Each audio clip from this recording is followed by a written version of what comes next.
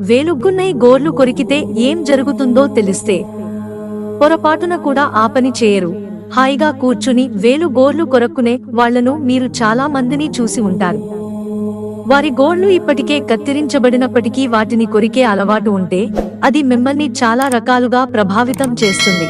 Science ప్రకారం గోర్లు కొరకడం ద్వారా వాటిలో ఉండే మురికి మీ కడుపులోకి ప్రవేశిస్తుంది.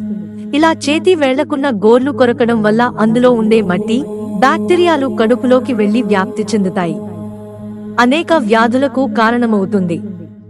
జ్యోతిష శాస్త్రంలో ఇది ఒక గ్రహంతో ముడిపడి ఉంటుంది.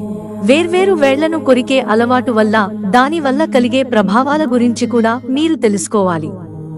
ఈ అలవాటు మీకు అనేక రకాల సంకేతాలను కూడా ఇస్తుంది. గోర్లు ఏ గ్రహంతో సంబంధం కలిగి ఉంటాయి? జ్యోతిష్య శాస్త్రంలో గోర్లు శనితో సంబంధం కలిగి ఉన్నాయని భావిస్తారు. అందుకే శనివారం గోర్లు కత్తిరించకూడదని చెబుతారు. మీరు ఎల్లప్పుడూ మీ గోళ్లను శుభ్రంగా ఉంచుకోవాలి. వాటిని నీట్గా కత్తిరించుకోవాలి.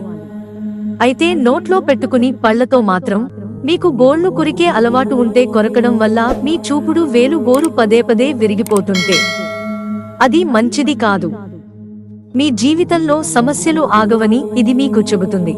మానసిక ఒత్తిడిని అనుభవించవచ్చు. మీరు మధ్య వేలుకున్న గోరును కొరికితే మీ మానసిక ఆరోగ్యానికి కూడా హానికరం. ఈ వేలు గోర్లు విరిగిపోవడం గుండెపోటు వంటి సమస్యలను సూచిస్తుంది. దీని కారణంగా మీరు మానసిక సమస్యలతో బాధపడవచ్చు.